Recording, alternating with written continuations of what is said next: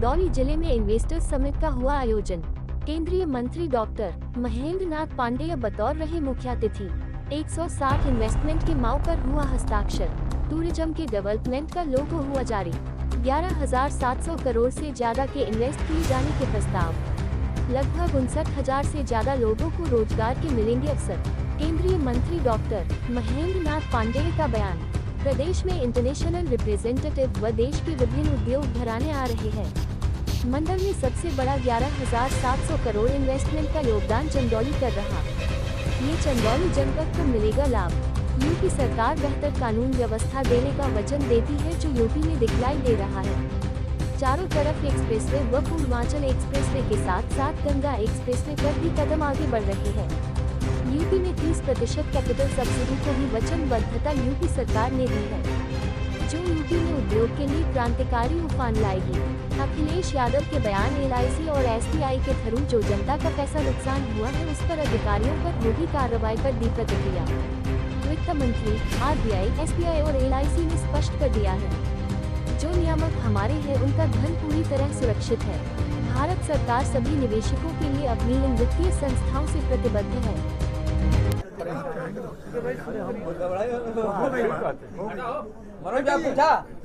मंत्री जी, क्या कार्यक्रम रहा और आप भारी उद्योग मंत्री हैं, जिले का क्या आज यहाँ जिला प्रशासन के सौजन्य से जिले में इन्वेस्टर समिट का आयोजन था, जिसमें यहाँ पर 20 इन्वेस्टमेंट के MOU संपादित हुए और टूरिज्म का डेवलपमेंट हो, इसके लिए लोगो जारी हुआ और लगभग 11,700 करोड़ से ज़्यादा के इन्वेस्ट किए जाने के प्रस्ताव आए और लगभग इन प्रस्तावों के संपादन के बाद 59,000 से प्लस रोजगार के अवसर बनने की बातें यहाँ संकल्पित की गई। डॉक्टर साहब, एक सवाल ये है कि उत्तर प्रदेश में ग्लोबल समिट हो रहा है इन्वेस्टमेंट का, क्या फर्क पड़ेगा उत्तर प्रदेश की इकोनॉमी पर और इससे चंदौली का विशेष रूप से क्या लाभ होगा इससे?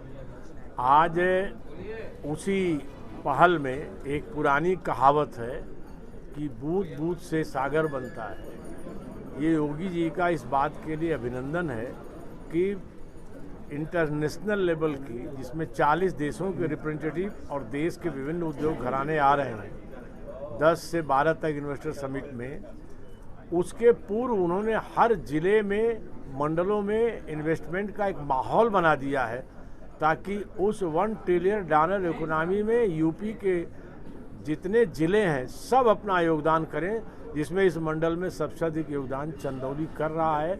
11,700 करोड़ के इन्वेस्टमेंट के संग ये लाभ मिलेगा। सर, रोजगार भारी उद्योग मंत्री है, नई उद्योग नीति है जो उत्तर प्रदेश को किस तरीके से लाभप्रद है वो, और इस जो इन्वेस्टर समिट है वो कैसे हर राज्य अपनी उद्योग नीति डिक्लेयर करते हैं कि उद्योग लगाने वालों को हम क्या सुविधा देंगे। उत्तर प्रदेश सरकार जहां बेहतर कानून व्यवस्था देने का वचन देती है और वो दिखलाई पड़ रहा है उत्तर प्रदेश में पूरे, और बेहतर इंफ्रास्ट्रक्चर सड़कों के मामले में उसमें चारों तरफ बेहतर सड़कें, पूर्वांचल एक्सप्रेस से साथ साथ गंगा एक्सप्रेस पर कदम आगे बढ़ रहे हैं और स्टेट हाईवेज का भी दायरा बढ़ा दिया गया है, बिजली बेहतर। इन सब के साथ साथ उत्तर प्रदेश में 30% कैपिटल सब्सिडी को भी वचनबद्धता उत्तर प्रदेश सरकार ने दी है, जो उत्तर प्रदेश में उद्योग के अंदर एक क्रांतिकारी उफान लाएगी। सर, मंच से अभी आप भाषण दे रहे थे, वेलफेयर की बात आपने की और सेल्फ शब्द का आपने यूज किया, किसकी तरफ इशारा था, किस सरकार की तरफ? वो आप सब समझदार हैं, उसको जानते हैं।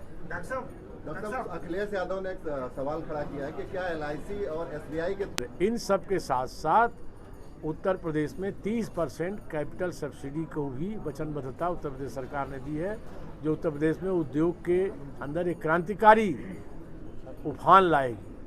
सर, मंच से अभी आप भाषण दे रहे थे, वेलफेयर की बात आपने की और सेल्फ शब्द का आपने यूज किया, किसकी तरफ इशारा था, किस सरकार की तरफ? वो आप सब समझदार हैं, उसको जानते हैं। डॉक्टर साहब, अखिलेश यादव ने एक सवाल खड़ा किया है कि क्या LIC और SBI के थ्रू जो जनता का पैसा का नुकसान हुआ है उन अधिकारियों पर कार्रवाई होगी? नाम नहीं लिया अडानी का, लेकिन मतलब उनका इशारा उसी तरफ। वित्त मंत्री जी ने बार बार स्पष्ट कर दिया है, रिजर्व बैंक ऑफ इंडिया ने स्पष्ट कर दिया है, SBI ने कर दिया है और स्वयं LIC ने कर दिया है कि जो भी नियामक हमारे हैं उनका धन पूरी तरह सुरक्षित है। वह विषय उस व्यवसायिक घराने का अंदरूनी विषय है। भारत सरकार सभी निवेशकों के लिए, सभी शेयर धारकों के लिए अपनी इन वित्तीय संस्थाओं से प्रतिबद्ध है। कहीं किसी को कोई हानि नहीं। अखिलेश यादव ने कहा है कि भाजपा हमें क्षुद्र मानती है, उसको क्या?